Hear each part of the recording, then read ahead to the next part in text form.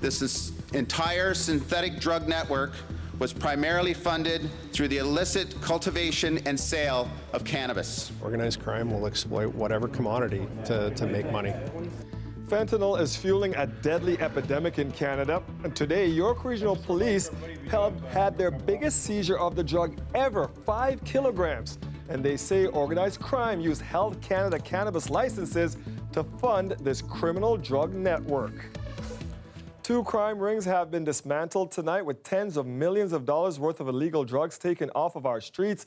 And police say some of that illegal activity was being funded using government-issued licenses to grow medical marijuana. Lorenda Redekop has the details.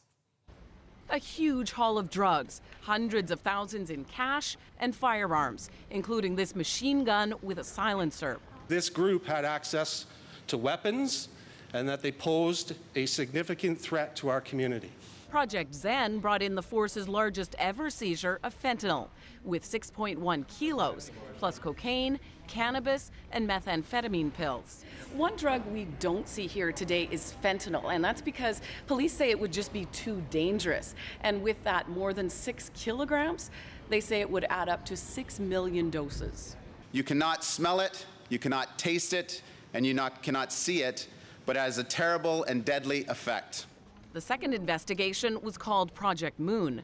Police say Asian organized crime worked together with street gangs, including Toronto's Parkdale Crips. The criminal associated to this project expertly abused the Health Canada medical licensing system. Police say criminals obtained licenses to grow medical marijuana, sometimes leasing them from people allowed to grow it or pooling them together. They would stack the licenses, which means you could put upwards of 4 to in some cases, even 8 licenses under one address. We've always seen criminals or the criminal element exploiting the loopholes in order to produce more, in order to make more money.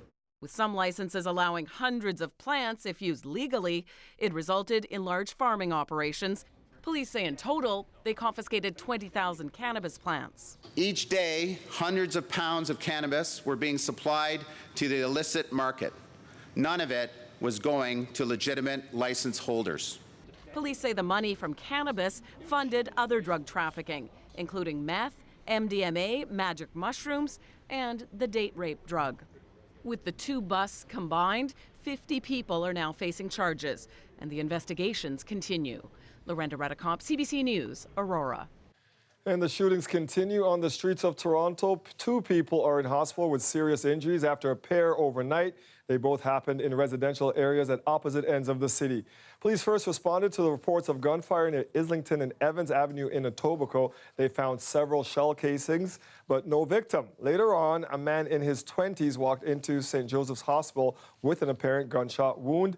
Then, just after midnight, police responded to another call near Confederation Drive and Scarborough Golf Club Road. They found a man shot in a car. Police have not released any information on the suspects for either shooting. The man charged in the murders of 4 members of his own family made a brief court appearance today. Menhaz Zaman appeared via video link in a Newmarket court. The court granted his request to delay the case so Zaman could change lawyers. The 23-year-old was charged late last month in the deaths of his father, mother, sister, and grandmother.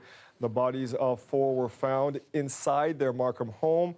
Zaman appears to have sent online messages about planning to kill his family on a chat site used by video game players. He's scheduled to be back in court in 2 weeks. Autopsies are on the way on the 2 bodies discovered yesterday near Gillam, Manitoba. The RCMP believe the bodies are those of Cam McLeod and Briar Schmigelski. The teenagers wanted in connection with 3 murders in northern BC and the subjects of an intense cross-country search. Austin Grabbage has more. Autopsies are now being conducted on the 2 bodies who police tell us are Briar Schmigelski and Cam McLeod. Police are telling us that they don't really have any doubt it's them. They're just waiting for the coroner to kind of make that official determination. Police being pretty tight-lipped today about any developments. Our forensic identification specialists are on scene. They are going to process the scene of where these bodies were located. So there's still a lot more investigation to go into. I know a lot of questions still need to be answered or want to be answered. People living up in the communities around Gillam and in the town of Gillam have been feeling on edge for over 2 weeks. So many RCMP officers swept into that community. There was a 24-hour check stop set up, heavily armed tactical officers, the military being called in. And really what we're hearing from residents is that there's now a major sense of relief in the community. Like everybody else, I'm sure, relief to have a conclusion, to have some kind of closure. Yeah, it was good news. Obviously, a lot of unanswered questions still. Two of the big ones, how the men died and when. Austin Grabish, CBC News, Winnipeg. The Canada-wide manhunt may be over, but it's becoming clear there will be no easy answers for anyone, including for the suspects' families. Tanya Fletcher met with Briar Schmigelski's great-uncle today in this exclusive interview. The Schmigelski family says it's inconceivable what has happened. So this is the first time we've heard directly from any of the family here in Port Alberni. Briar's great-uncle is now acting as the family spokesperson, and he says the past few weeks have been very troublesome and very worrisome for the family. He actually saw Briar and talked to him the day before he left. You know, we've got a young person that was basically going out to find his fortune and to find his way of life. Briar was a polite, kind young fellow, and he just graduated, and you know, it's just it's just inconceivable. He says Schmigelski and McLeod were two young men you would not be afraid of if you ran into them. They didn't have that kind of presence. He says they did leave on that road trip with a fair amount of cash in their pockets, so they're wondering as much as anybody what the motive might have been. He says that they were really hoping they'd be found and captured so they'd get some answers. So far, police have been very quiet to provide them any details on the investigation. The RCMP have not disclosed anything to us, and so you know, we're just waiting for all of that. You know, we're waiting for to see what happens with the autopsy to find out what the cause of death was, and it's extremely trying for the immediate family, extremely trying time, as it has been for all of the other families involved. He says RCMP have not disclosed any details to the family about how or when the two might have died. He says they are ready and willing, though, to cooperate with investigators so they can finally get some answers about what led up to this. In the meantime, he says their hearts and their prayers are with all the other families involved. Tanya Fletcher, CBC News, Port Alberni, BC. Nearly 7,500 people were reported missing in Ontario last year. Today, the provincial government gave more information on new tools police can use to find them faster. Police and family members tell us that the first hours after a loved one goes missing are the most critical.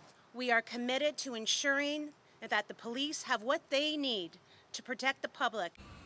The tools will allow police to obtain search warrants and make demands for records without a court order, even when there's no evidence a crime has been committed.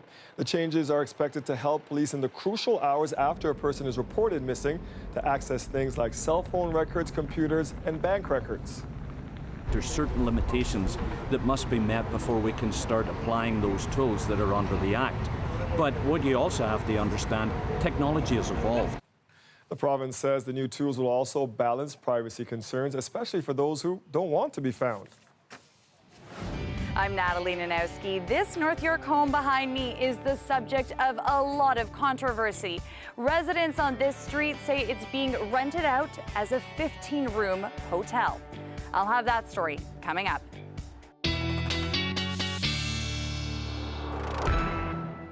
Just confusing out there today. Call it rain, then sun, then rain. I wasn't sure what we were doing out there today. I know, that's exactly right. Very diverse weather conditions across the area.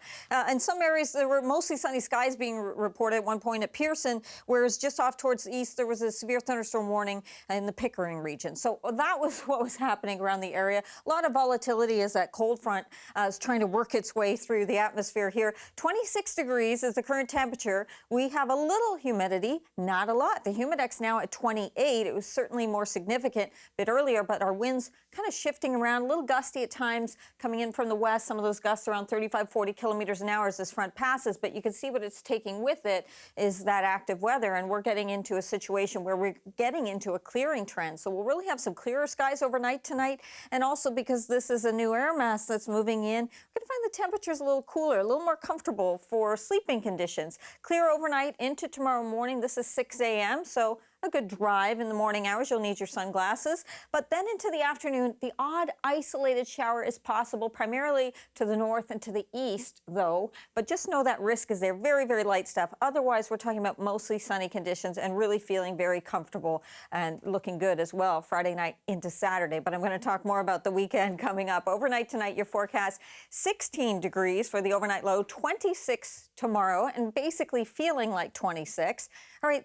That's one way to get your forecast, listening to me right here. Another way, if you happen to be downtown, do you know it? Yeah, the Canada Life building, that weather beacon up on top, all those flashing lights. How do you read that? Well, it's celebrating an anniversary this week. So in honor of that, Dave Phillips from Environment Canada and I went there. And we're going to tell you a little later in the show how you can get your forecast. That is when you're not, of course, listening to us here on CBC News, Dwight. I use both, Colin. I use you is that and right? the beacon, yes. And I hope we're both accurate. Yes, you are. Looking forward to that. Thanks, Colin. You got it. Residents on a quiet North York street have had enough. They say a nearby home is being used as a hotel with rooms as low as $50 a night. Natalie Nanowski has more. Matthew Poon has to put a sign on his door, otherwise strangers will try to come in. Usually right in the middle of the night. After 12, when they arrived. That's because they mistake his home for the one next door, a short-term rental. Dallas Burns has had people knock on his door 3 times, including a few nights ago when he had to call the police. They mistaken my house for Airbnb, and I said, I'm not an Airbnb, please go away. And they nearly smashed my doors down, and the police had to come. You wouldn't know it from looking at it, but this 2-story family home is actually listed online as a 15-room hotel. On Bookings.com, it's called the Grand Guest House, with double or triple occupancy rooms ranging from $50 to $100 a night. That ticks you right off because you're thinking, well, why doesn't the whole world do that? Okay, if you're going to allow this one people to rent out every little space plus a closet in their house. Last year, Toronto approved a set of rules for short-term rentals, but they were challenged. And now the matter is before Ontario's Planning Appeal Tribunal, formerly known as the Ontario Municipal Board. It's extremely frustrating. We did the right thing. We passed the regulations. We protected the public. And then because the provincial government has, and Ontario is the only province that has this, the provincial government puts this body in place that can review cities' bylaws and decide whether they're approved or not. This is not the type of land use that we, when we first moved in. This is a single-family homes residential area.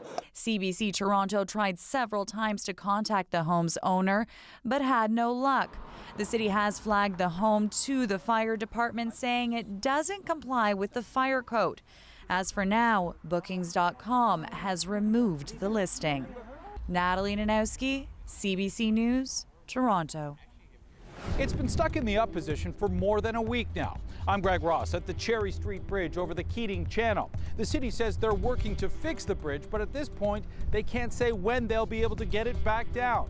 We'll tell you what they say the problem is coming up. We told you last week about Metrolinx's plan to sell naming rights to GO stations.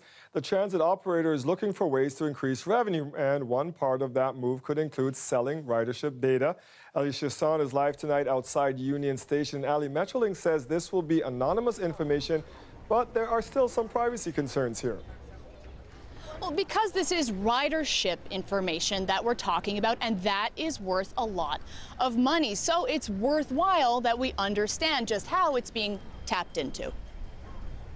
Depending on how busy a station is, a company could put its name on GO Transit signs for the price of $50,000 to $500,000 a year.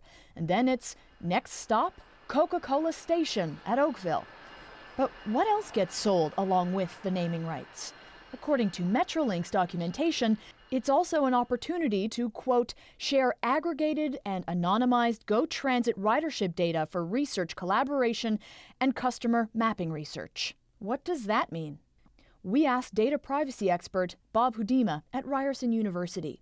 So what they will do is strip your personal information and just assign you a code that has no link to your address or personal information, and that data is quote-unquote anonymized and can be given to researchers. Which in this case could open the door to targeted advertising based on popular travel routes and stations. So how hack-proof is this anonymized intel? Would there still be pieces of data that would allow you to reverse engineer and say you belong to a particular demographic, for instance? It's a question of how good the anonymization process was in the first place. So there's an important distinction to be made here. It's not rider data, it's ridership data. So personal information like your name and, say, credit card information on your Presto card is excluded in any of these data sharing opportunities. Yeah, it sounds like they're trying to sell eyeballs to advertisers. But Ali, how else is this kind of data used in our day-to-day lives? Well, it's interesting. In talking to that privacy expert, he says anonymized data is not a new thing. The medical industry has been doing it for a long time. We have that anonymized data associated with our health card. So anytime we visit the doctor or the hospital, there's information there, not our names or our personal information about our visits or where we live, but what is ailing us. And that kind of information will help researchers. It'll go to researchers, and they'll be able to draw patterns to see if there's any kind of, say, flu epidemic, which is an example that was used today. So this really is just the age that we live in. I'll send it back to you. Thank you, Ali. Well, the skies are a bit more crowded these days with more drones taking to the air. According to Transport Canada, that may be the reason why the number of close calls between drones and airplanes have gone up. Ontario is leading with the biggest number of incidents. Kelda Ewan explains. Assess weather. Yeah, clear. Mike Campbell has been flying drones for 6 years. We have checklists for flying, so you'll see when we fly that we actually check that certain things are done and operating correctly. All right. All important stuff, he says, before takeoff. But it appears not everyone is as cautious. According to statistics from Transport Canada, the number of close calls between drones and crewed aircraft saw a jump in Ontario. In the first 6 months of this year, Transport Canada says there were 33 incidents that posed a risk to aviation safety. In the same period last year, there were 24. Both Transport Canada and those in the drone industry say the increase in the number of unmanned aircraft likely has something to do with it. What we have had is an explosion of drones from traditional retail stores that are very, very affordable and that are really quite capable of flying in many, many places. Transport Canada says it's difficult to say how quickly the number of drones has grown because registration only became mandatory on June 1st. But at the beginning of this month, there were almost 9,500 drones registered in Ontario and 28,000 across the country. As a former airline pilot, Michael Cohen says crews are used to looking out for things like birds while flying. But now they've got to be extra vigilant on the unpredictability of conflict with a low-level drone. It's not uncommon for pilots to mistakenly think they've spotted a drone. Sometimes what they report as a drone is something else entirely.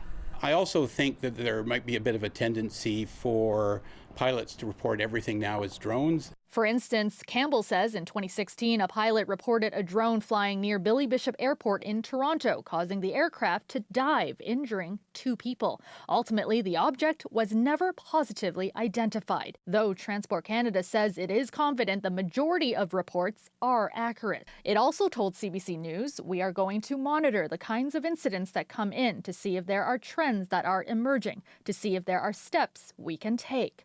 We'll wait for Campbell says he's hopeful the new drone rules introduced earlier this summer will eventually lead to safer skies. I think it's going to take some time for the public to get fully aware of all the facts and all the information around flying drones. Camera's good. Kelda Yoon, CBC News, Toronto. We need to radically change our food system. That includes reducing dramatically the amount of meat and dairy. What you eat can help affect change when it comes to our climate. We'll bring you that report after the break. Stay with us. We'll be right back.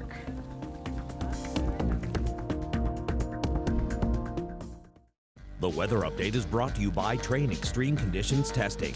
It's hard to stop a train, really hard. Train, the most reliable heating and cooling brand.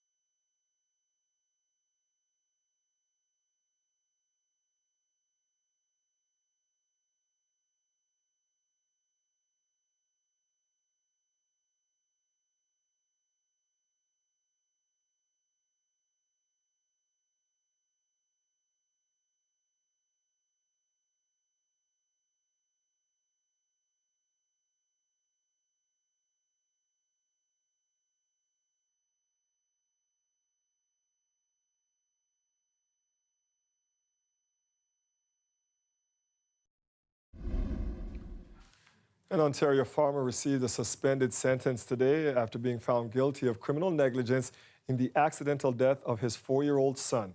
I mean, he's serving a life sentence of grief and remorse.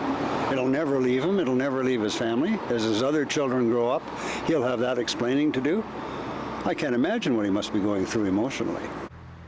Manuel Bowman appeared in the Owen Sound Courthouse for sentencing this morning. He received a suspended sentence with 3 years probation, meaning if he stays out of trouble, the sentence will be dismissed after that time. The judge wants Bowman to raise awareness of the dangers of farm accidents in other communities. His son died after falling out of the front bucket of a tractor-like machine last August. Bowman was working and his children wanted to ride along. The 4-year-old died from head injuries. The case is believed to be the first in criminal law involving a child dying in a farm accident. Preventing catastrophic climate change will require a change to our eating habits. That's the conclusion of a new United Nations report, which says our current pattern of agriculture is not sustainable. Cameron McIntosh has more. According to the UN, 72% of the world's non-ice, non-ocean surface area has been pressed into supporting a growing population. The space required to satisfy our appetites and dietary choices is becoming unsustainable. The science is clear. The UN isn't going so far as to tell you what to eat, but we need to radically change our food system. That includes reducing dramatically the amount of meat and dairy in our farms and in our diets. Animal agriculture creates methane, a far more potent greenhouse gas than CO2, but that's not the whole problem. The UN says 25% of all greenhouse gas can be linked to growing, producing, and transporting food, as demand for agricultural land cuts into forests, drains wetlands, and degrades soil. Less carbon is retained. When land is degraded, it reduces the soil's ability to take up carbon, and this exacerbates climate change. The findings don't surprise this climate expert. I think the finding of this report that will surprise people most is that 25 to 30% of all the annual emissions of greenhouse gases every year are connected in some way to the food system. That's not just the agricultural processes, but also includes the transport and distribution system. But that's a huge proportion and shows that we can't solve climate change without tackling that. The land system interacts with climate in a very dramatic way.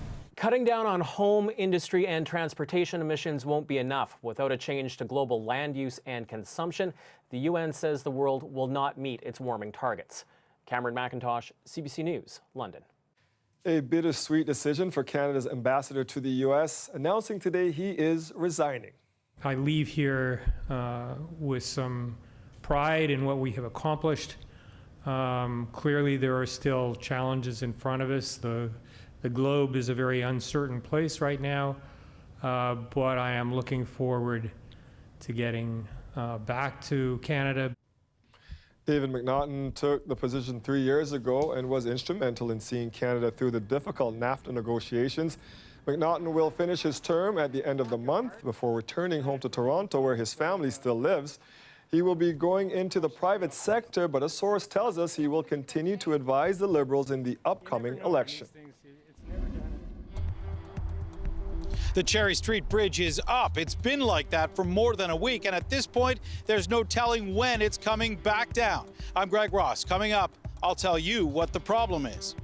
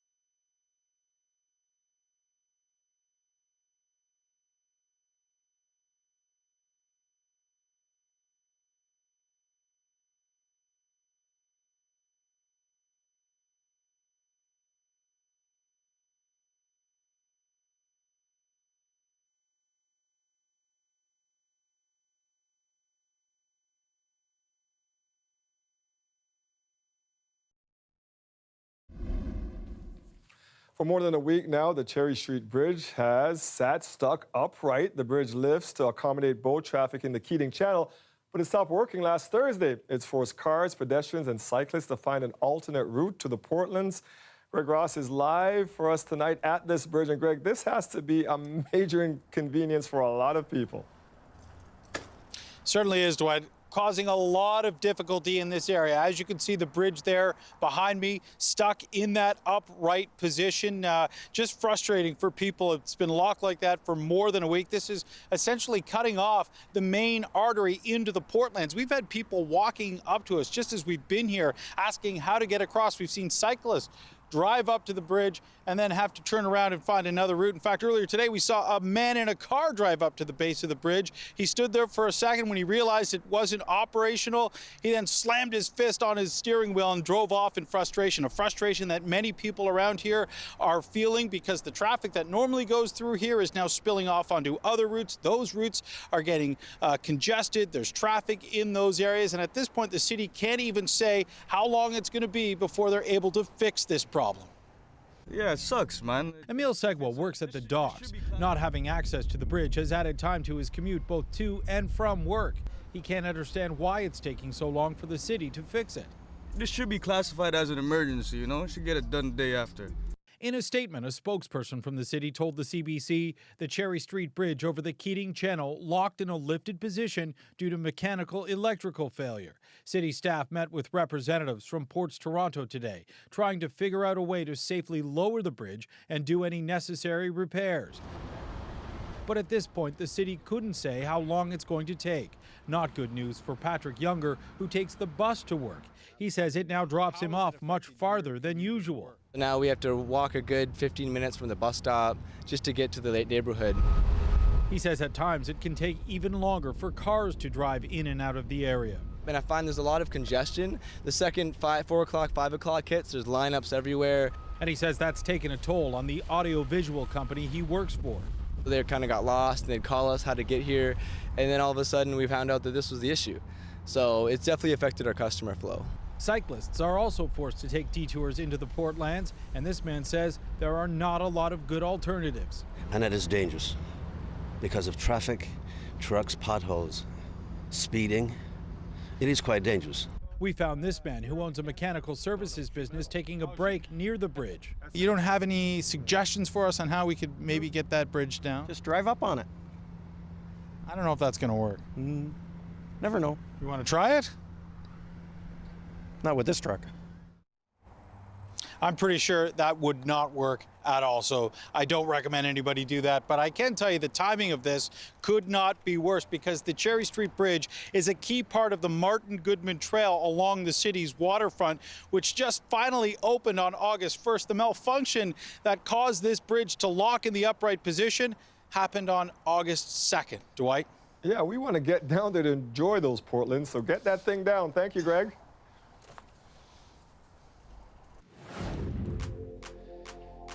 It's known as one of the city's historic buildings, almost 80 years old. The Canada Life building opened its doors for the first time, and 20 years later, a special edition was created for the top of the building. For Torontonians, it was sort of the way that we forecasted or at least told what the weather was going to be over the next short time. Coming up, we'll bring you to the top of the Canada Life building a little later in the show.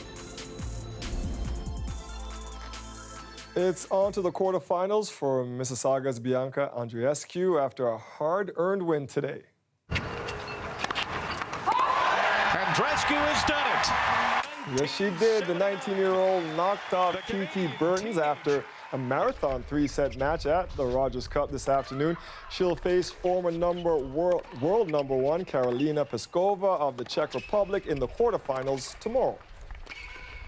American-based Chase Bank is bowing out of Canada's credit card market, and it has an unusual parting gift for its customers. The bank is forgiving all outstanding debt on its 2 Visa cards here. Simon Dingley has the details. Come here, bud. Chewy, come.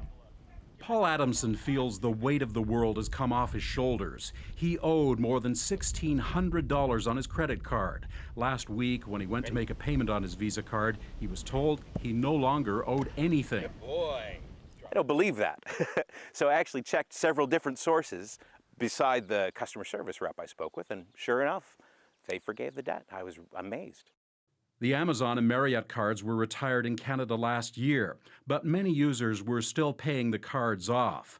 The provider, the Chase Bank in the U.S., won't say how much it's writing off, nor how many Canadian customers will benefit. Have you ever heard of anything like this? Never, no. One of Canada's credit monitoring agencies says the average Canadian credit card debt was more than $4,000 in the first quarter of this year. Chase could have sold its outstanding debt to a third party, which could have gone after the customers, but chose not to. Spokesperson Maria Martinez told CBC in a statement, "Ultimately, we felt it was a better decision for all parties, particularly our customers, to forgive the debt." We would expect the banks, as banks are very good at doing, to chase very hard to get every last dollar they possibly could from the people that had those credit agreements. So the very abrupt exit, I think, is something that has puzzled a great deal of people. Luke Sheehan works for a website offering financial rates for mortgages and credit cards. He says Canadians in credit card debt shouldn't count on this happening again.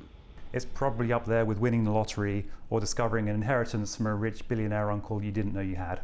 Paul Adamson says he's elated. He's socking away the windfall to put towards a new house. Simon Dingley, CBC News, Toronto. As we head to break, here's a look at where the markets closed today. Stay with us. We will be right back.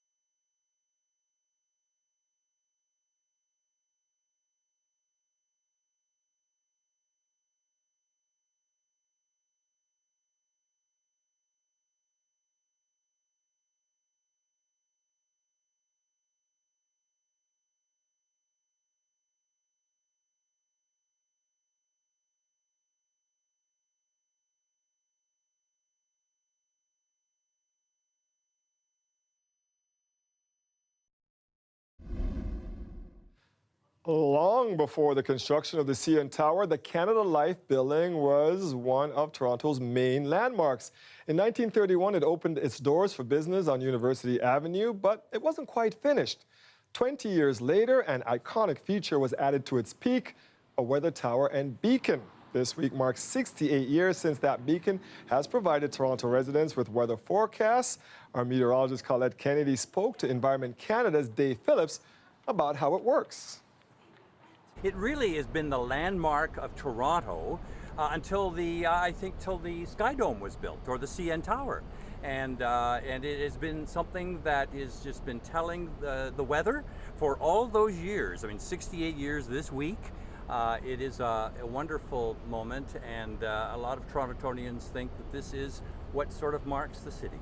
Yeah, and what's so interesting about it is we have to put it in perspective and remember that it was providing, it still does, but when it went up, a public service. We didn't have the information, the internet, we didn't check our phones. This was letting people know what was happening with the weather and what the forecast is going to be. Exactly, and that's why for weather people it was so important, because you know, every meteorologist knows, I mean, the perfect forecast is useless unless it can get to the hands of people that can turn it into a profit or make life more comfortable and safe. And for Torontonians, it was sort of the way forecasted or at least told what the weather was going to be over the next short time. I mean, there were radios and newspapers. There were no televisions, no internet at that time. It was a matter of looking up, looking at the sky, and saying what the weather is going to be. So it's provided a great public service. And for Canada Life, I mean, they could have decorated with all neon signs, and that was nothing like that. It was a public service. And it stayed that way. It did, absolutely, for all of these years. And so I think it's been a real gem for the city. It is just something that Torontonians know about. People even who are new to Toronto wonder about it and thought back then, it was kind of interesting, Colette. People wondered about the codes. You know, what does that red flashing light? What is that green flashing? They sent to every resident in Toronto a little card in the mail telling them how to read those signals that were coming from the weather beacon. It's a wonderful story. So the green, when you see the green light at the top, we're talking clear skies. Red means cloudy. And then if it starts to blink red, what are we talking about? We're talking about getting into rain, right? Yes, if it's blinking red. Now we're talking about the light at the top. Right. We also have a tower, but the beacon at the top. So you're right, green, clear weather, no weather, you know? Exactly. Green light means go. Go for it, absolutely. Red flashing means rain in the next forecast period. It could be for today, could be tomorrow, depending upon when you're watching it. And then flashing white means snow. So hopefully that we don't see that in the summertime, but that is another indication. Now there's another way we can, it's sort of adding to not just that, but there's the tower. Those lights that go up and down the tower giving you kind of a temperature indicator. So very clearly, if the lights are going up, it means that the temperature in that forecast period is going to warm up. Temperature's rising. If the lights go down, you're looking at it, it's going down, it means temperatures are falling. And if the light just sort of stays there, it means steady temperature. Tower, the beacon are updated 4 times a day. So the early morning, they get the forecast and they turn no big computer, they just turn switches. And I love the kind of almost old school type of feel to it. So they forecast, and that would be for the morning and up to noon. And then about mid-morning, they update it again, and that would be for the afternoon. And then late in the afternoon, it's updated again, and this would be for the evening. And then at night, they get another reading, and they get another indicator, and that is for tomorrow's weather. They actually turn it off closer to midnight. So when you look there, you won't see that forecast. But 7 in the morning, you wake up there, and there's that friendly little beacon telling you what today's weather is going to be. Now, it doesn't tell you that big storm is coming. It would just say it looks like rain. It doesn't give you the intensity or how long it's going to last. I mean, you'd have to go to more modern means of getting it. It's kind of like you're driving along, you look up there, and you all of a sudden got a forecast, you see? And I think that's the kind of value that it has, and it still has that today, which I think is great. Think about it. If you were 68 years old, this is the way you got your forecast, and I hope that for the generation to come, it'll still be the way that Torontonians, one of the ways that we get our forecast. Yes, one of the ways.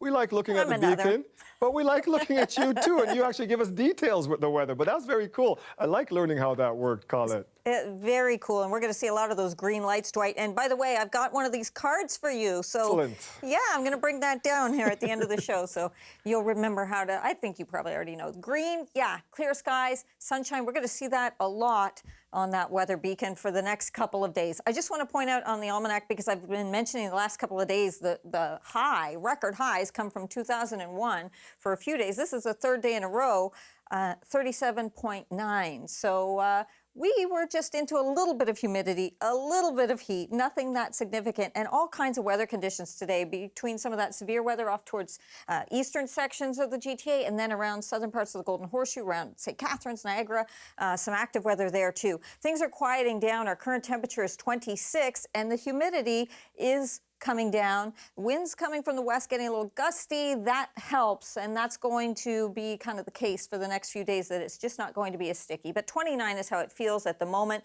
You can see some of those cells from earlier. Those have been winding down, pushing down over to the south and into the U.S., and we're getting into that clearing trend, and that's what we have through the overnight hours tonight.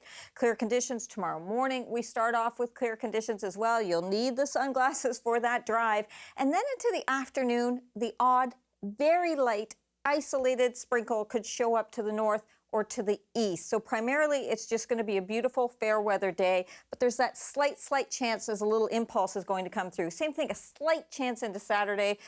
Most of us are just going to experience some lovely conditions, though. So this is a nice time for it, right, as we're getting towards Friday and in towards the weekend. Overnight tonight, a look at your temperatures with those clear skies, and then tomorrow, those highs around the mid-20s. Isolated shower, don't worry too much about it. And then as we go towards Saturday, a little cooler, warming up a bit into Sunday and Monday, and the humidity starting to come back up. Next good chance for rain is on Tuesday. You know, weather person to weather person, Dave Phillips, he's a climatologist, I'm a meteorologist, but we're both weather people, and I couldn't resist the opportunity to talk with him a little more about some climate change, about flooding concerns at Toronto. We're going to talk about all of that. I'll show you that coming up a little later in the show, Dwight. Look at you, two of my favorites, you and Dave, hanging out together. I'm getting jealous here. Thanks, Colette. Just passionate about the weather. Thanks, Colette. No problem. I really wanted to come here on this day because it almost feels like they were here 50 years ago.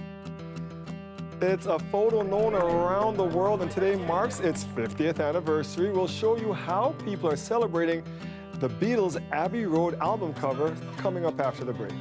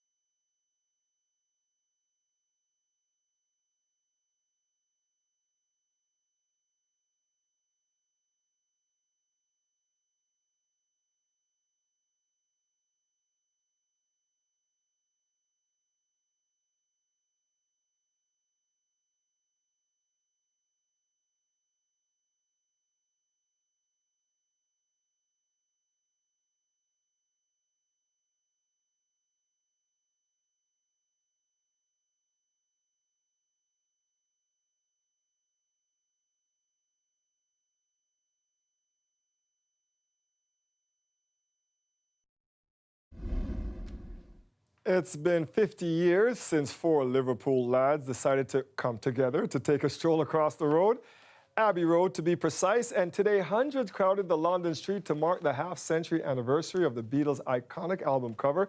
Here are some of the reasons people awoke from their golden slumber, to show up.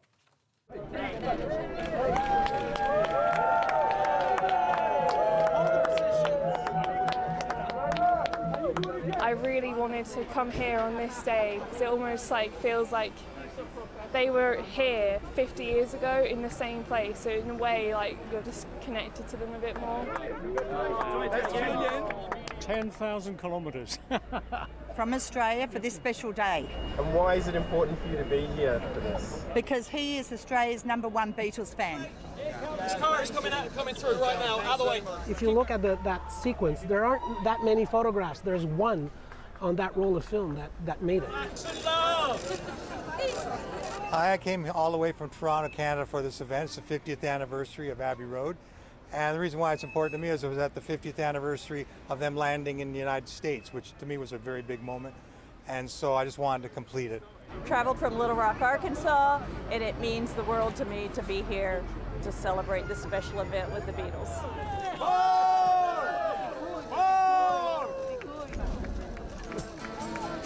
It may have been rainy today, but it was also warm. And what better way to break the heat than a nice scoop of gelato? We'll bring you to an ice cream truck serving up some, is that a mango? Ooh, serving up some unique flavors after the break.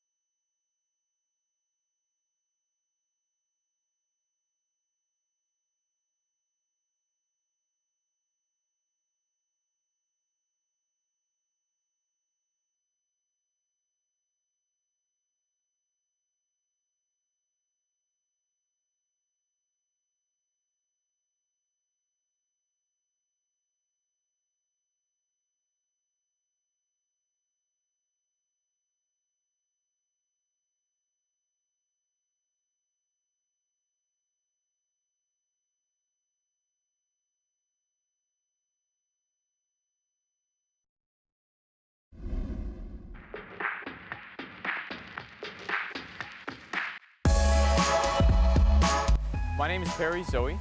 I'm the owner of Nanny's Gelato. So we're an ice cream food truck. We're based out of Toronto, but because we're an ice cream and a truck and a food truck, we're everywhere. So we make all of our gelato right from scratch. It's all homemade. So we're using real fresh ingredients to make nice, authentic artisan gelato.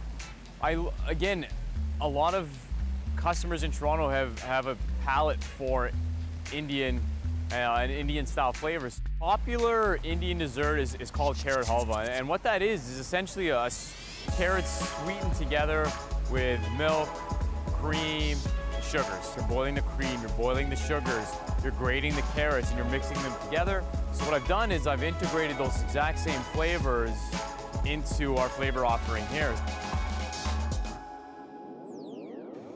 Can't go wrong with Gillette. So you're two-timing on me with Dave Phillips? What's that all about, man? Twice in back? You're going to give me a hard time. There's more Dave, too? We have so much in common, Dave Phillips Yes, and I. and I'm a fan of him, too. So. And I'm a fan of you, and I brought you thank the you little for card that. so you can read the weather beacon. Okay. Yeah, it was so awesome to be with him and talk to him about the weather, so I had to extend that conversation a little bit. All right, let's take a look. You're a climatologist. I am, yes. I'm a meteorologist. The difference being I'm tending to look at the short term, nowcasting, forecasting for you. You're looking at the long-term patterns. Is that the Earth is 4.5 billion years old. Yes. Our climatology, meaning those periods of time that we have records and data for, are pretty short in relation to the span of the Earth. And so I'm told, well, it's supposed to heat up and go through fluctuations of hot and cold. I tend to say, yeah, but we weren't talking about the creatures on the planet and human beings and trying to protect it and doing the sorts of damage that we're doing now. How do you respond? Well, you know, there's no question about people who think that the world was warmer at previous times. They're right. I mean, there are times when it was a lot warmer in southern Ontario than it is now. But the difference is this, the fact the speed of the change. You know, how fast we have gone from something that was comfortable to torrid kind of temperatures. But not every corner of this planet was as warm as it is now. And so the speed of change, and everywhere, it's something different. And you know, we looked at the models and we have said that looked at physical reasons why the world can warm up. I mean, there's several reasons: the sun, the oceans, the Earth's tilt, all those physical reasons. And when you look at all of those, in the last 30 years, it would tell you that the Earth should be actually going through modest cooling, not runaway warming. There's another agent of change, and it's people. It's what's coming out of our tailpipes and smokestacks. It's the land use changes that we've seen. So I think that what we've seen now, there's clear evidence. All the evidence is in. It's what we do about it is debatable, but in fact, the science, I think, is pretty firm on this. You know, we talk about these 100-year floods. Well, we're having another 100-year flood, but it's only been 10 years. Do you think because of where we're moving with climate change, it's time to throw some of those out and review what we talk about as a 100-year flood? Sure.